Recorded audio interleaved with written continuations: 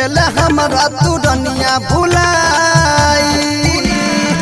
ये दिल तोड़ देला साथ छोड़ देला गेला हमारा तू रनिया भुलाई जो जोगे हर जाई गेला बेवफाई जो जोगे हर जाई गेला बेवफाई डीजे सरोज कुमार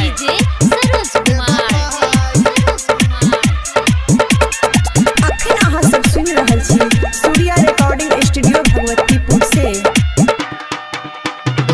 सबैला बाजार मटकी जो जोगे हर जाई गेला बेवफाई हाल अपन हम कथी बताइयो कभी तो दिलवा के चीर के देखइयो हाल अपन हम कथी बताइयो कभी तो दिलवा के चीर के देखइयो जान छोड़ देला मुँह मोड़ लेला गेला हमारा तू किया रुलाई जो जोगे हर जाई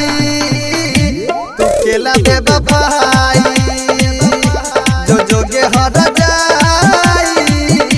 तू केला बेवफाई डीजे सरोज कुमार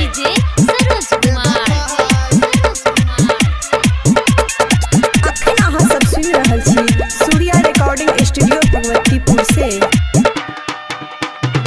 सबैला बाजार मटकी जो जोगे हर जाई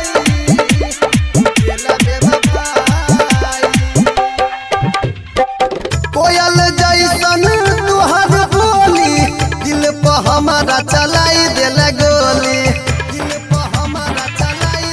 सुना कोयल जैसन तुहर बोली दिल पर हमारा चलाई देला गोली